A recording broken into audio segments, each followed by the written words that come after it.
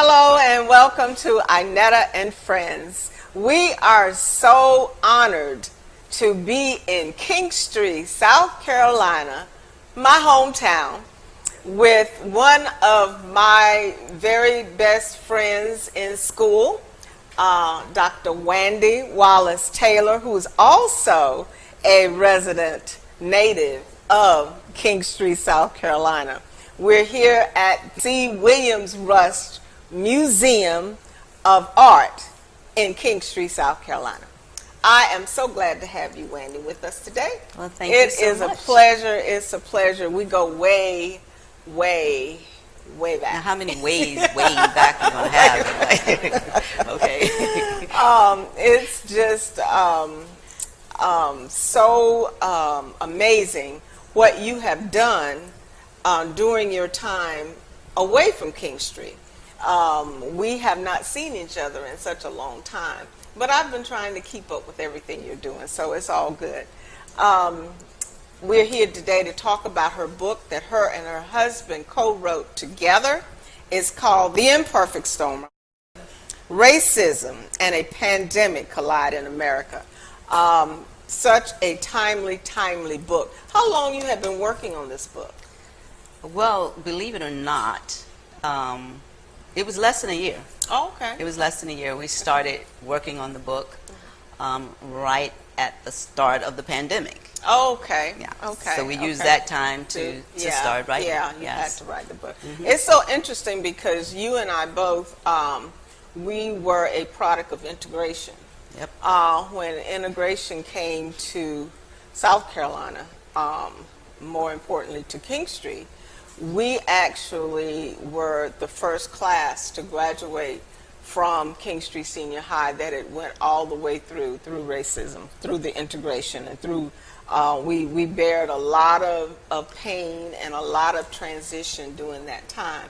Was it anything that you brought back to your remembrance, being such a part of the integration? Absolutely, absolutely. Even in the book, one of the things that we started with is the past. Mm-hmm. You know, reflecting on our past.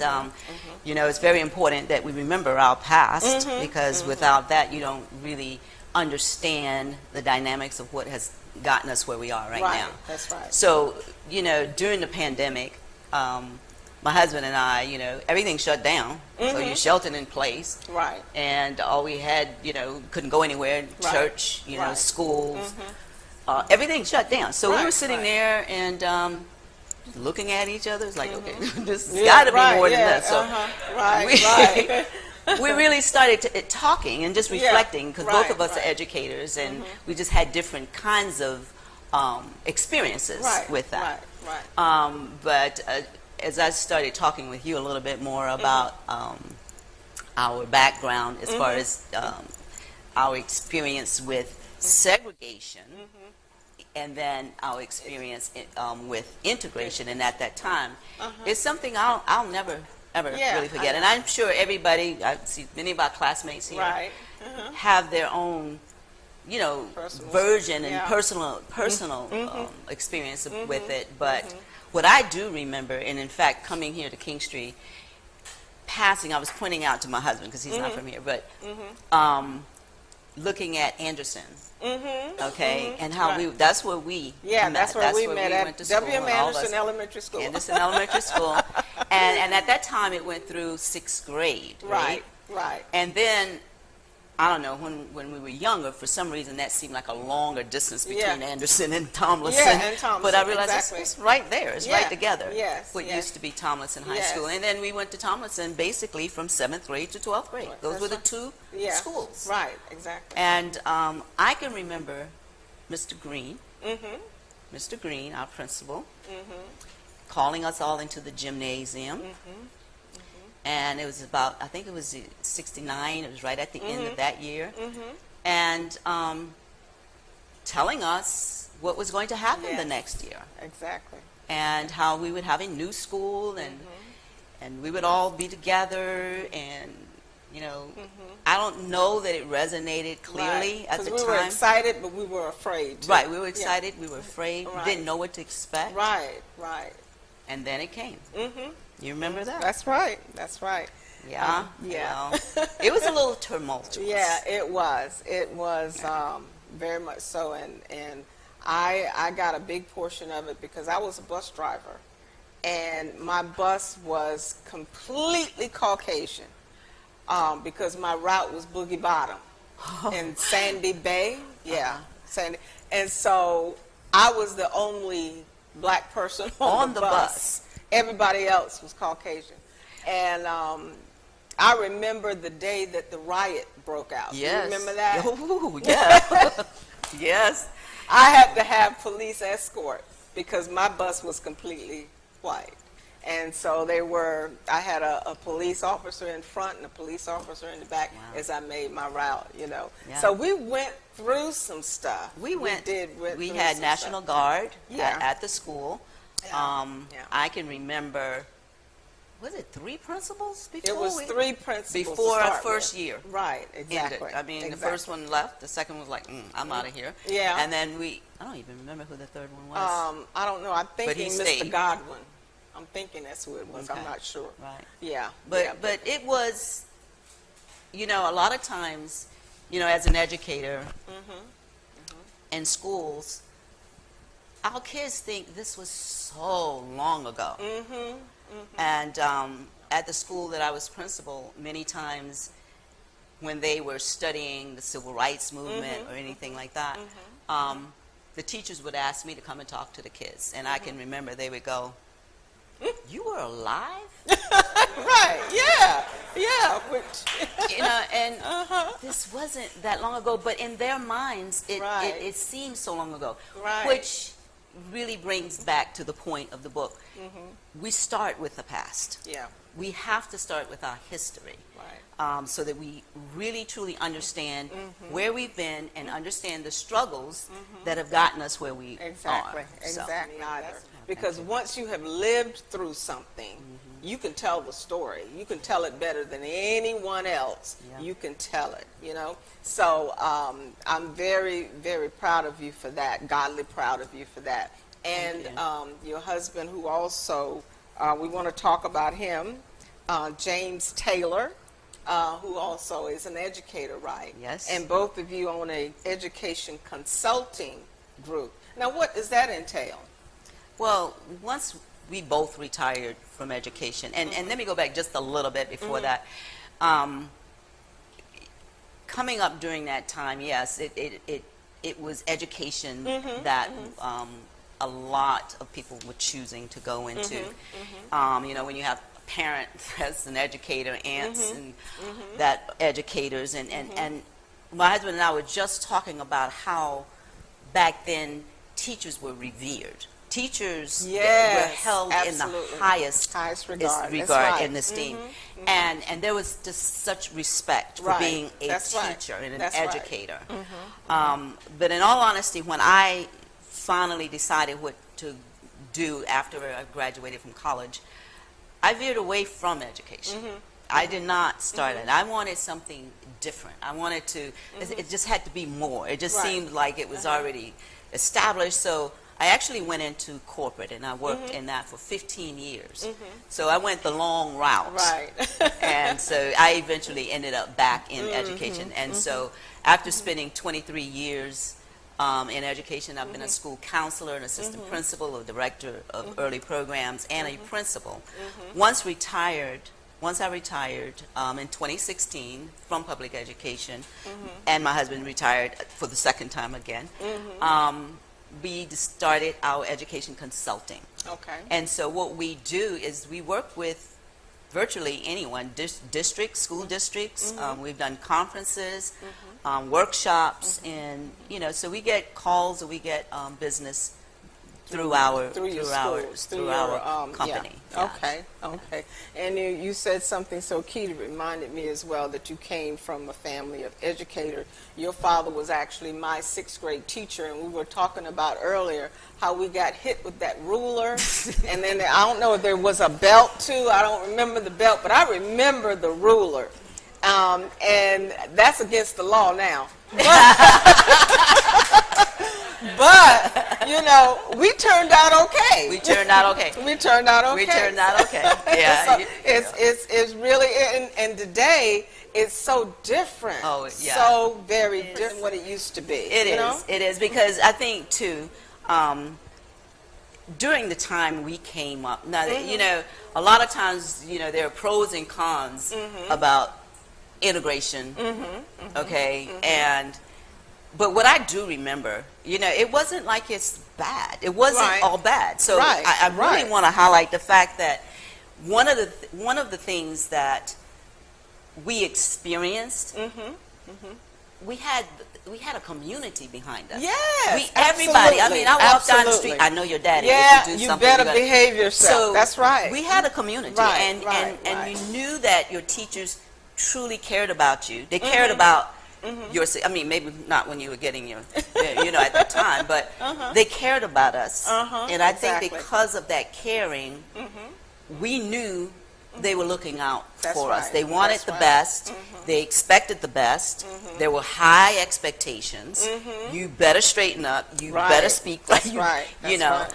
So all of those things came into play, and it wasn't just the parents. It was everybody. Was your parent. It's like the African proverb: "It takes a whole village. It takes a village to raise a child." And so we had that village. We really did. You know, we had a great connection to the church as well. Absolutely. You know, and a great connection to just about everybody in the school. The teachers knew your parents. So we just talked about it. That's the foundation. That's the foundation. We're going to take a quick break, and when we come back, we are going to dig more into this book, The Imperfect Storm: Racism and a Pandemic Collide in America. We're talking today with Dr. Wandy Taylor. So stay right there. We'll be right back.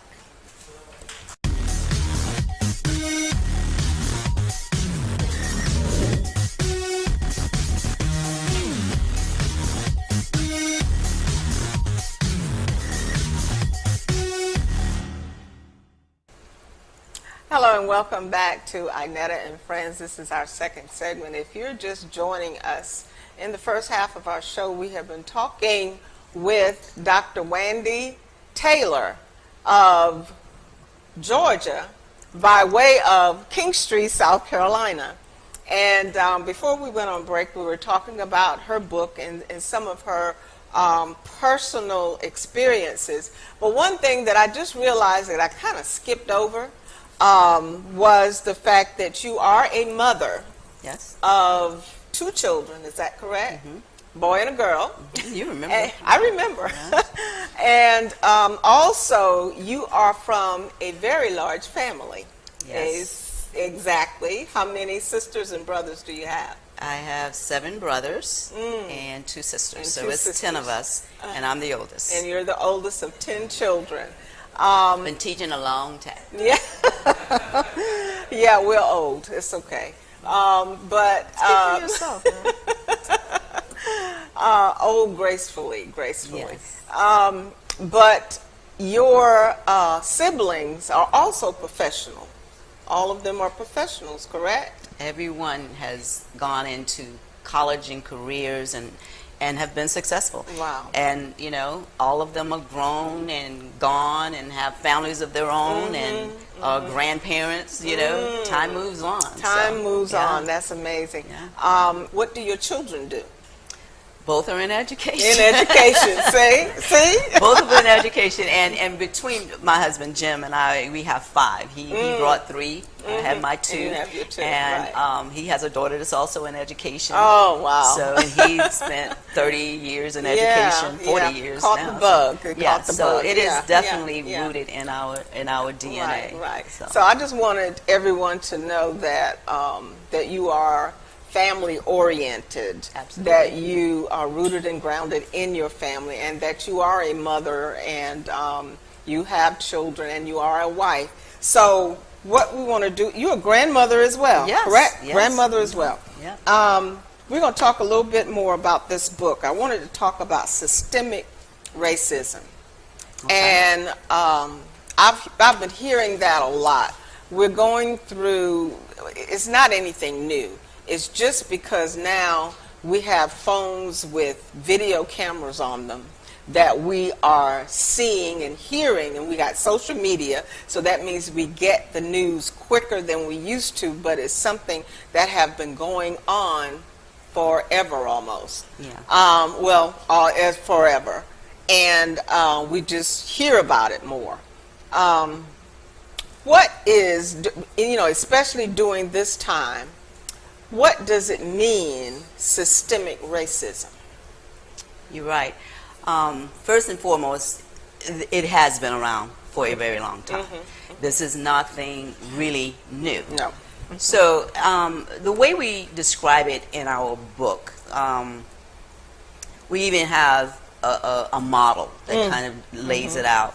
So think in terms of institutions or systems, and we point out 5 major systems that we focus on: the criminal justice system, education system, employment, health, and housing. So these are the 5 areas, and these are services that we all depend on. Our lives are intertwined with needing access to all of that. So when we think in terms of these systems, of these institutions, many of these are white controlled and and have just been around, and it's rooted in biases. So when they were established, that's pretty much how it was established. So the other part of it is how they interact with different people. So in all honesty, you have white privilege, from these institutions that remove these obstacles from your life, which creates an advantage. So you go to a bank, or you go to the hospital, the treatment, different institutions, it's all about the actions and the treatment and the decisions that they operate under, their practices. So when those practices are done with an advantage in mind, you have advantage outcomes. When those practices are done and treatment of black and brown people are handled very differently, or it's rooted in bias or discrimination, then you have a disadvantage. So that's what creates this gap between the advantage and the disadvantage. And it's nothing necessarily based just on what people's abilities are, or what they qualify for, or what they can or cannot do. The racism, the systemic racism, is rooted in these institutions. So it's not just about an individual being a racist or people being prejudiced. Those are individually based. I mean, you can have bigots, you can have people who are prejudiced, you can have discriminations in different things. But when the whole system is rooted in it, then it creates this disadvantaged group and this advantaged group that continue to be perpetuated. And that's why we continue to have systemic racism. Okay. How do you propose that, what's going to happen to make the system change? And you're hitting it right on the head. Because until and unless we dismantle systemic racism, racism is going to continue. Like we said, this isn't new. None of this is new. We've been dealing with racism for 400 years. And what the pandemic, which kind of led us to our title almost, when the pandemic hit, everything stopped, everything slowed down. And basically what that pandemic did was just reveal a lot of the things that were already there. It was just pretty hidden. There's covert and overt behaviors. Overt, you see violent behavior, and you attribute it to KKK or violent groups. That's how it used to be. Very blatant, very in your face. Very in your face, exactly. And even though some of that subsided or became hidden, we still had it in a covert, in a more of a quiet way, and that's where that's where in these institutions, someone can be qualified for a loan. For a bank, you have two people. Both may be qualified, or if you're black, you could be qualified, have a good credit, and it may or may not be able to get that loan. And then others could have, or white could have, not so great credit, and but obstacles are removed to kind of help you along. That's right. And that is not new. That is a fact. That has been going on. The scoring is different. Once you put in African American, the score changes when you go to exactly. And the thing is, we may never really know all the ways it occurs. All we know is that why is it that we continue to have disadvantages, and a lot of that is through the system. Well, I'll tell you one thing that I see. You talk about the pandemic, and it's part of your subject matter through your book. But one thing the past president has taught us, and I won't call his name, but it has taught us that things have not really changed. No. That racism is still kind of up in our face, but it's disguised, it's camouflaged. That's the word we use. That's the word we use. And we don't really realize it until you go, oh, okay, that's racism. Right. That's something, So that has taught us that, and the pandemic, a lot of people even have gotten different health cares. Different. That's one of the institutions. That's one of the institutions. So it has actually affected that institution. So it impacted education. What it revealed when teachers suddenly had to pivot from in-person to the computers online. We saw it ourselves. We were there. Our daughters teach, and our grandkids go to school, and it was like suddenly, they had to figure all of this out. It's kind of like they were building the plane while they were flying it, trying to figure the whole thing out. That's right. But what it revealed is that it's always been there, but there were children and groups that were disadvantaged that may not have had computers at home, or laptops, or Chromebooks, or even have internet service. That's right. And by the time they figure this out, how much time has been lost? How much further behind have our children fallen when they were already behind? That's right. And not receiving the kind of services. Now it got even further behind. Absolutely. Because they don't have the necessary tools. Exactly. Yeah. So that's one thing that it has taught us. The imperfect storm. In our last few minutes that we have, that topic itself has struck me. Where does the imperfect storm come from? Good question. So, you've heard the term the perfect storm. Everybody's heard the perfect storm. And when you think of a perfect storm, most people think of weather-related, situations where you have two maybe opposing forces that collide and create some disruption in the atmosphere, a tornado or a hurricane. So that we think in terms of that. When we started talking about the pandemic, and after George Floyd's murder that we all witnessed, we all saw it. Right. It'll never leave my mind how it happened. That's right. And the racial unrest worldwide as a result of what we saw. Yes. In the middle of a pandemic, people were out protesting. Yes. And we sat and we were watching this in real time. Right. That was the collision.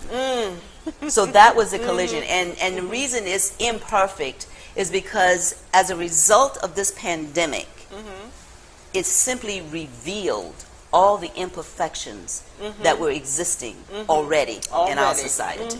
Exactly. So that was what we talked about, and we there were several iterations, but it made sense. And so putting it all together, the subtitle also says how it impacted education and how to fix it. We focus mostly on education because we are educators. But exactly. we did not leave out those other institutions, but we focus mostly on that. The how to fix it part came from our 12-year-old granddaughter, Taylor.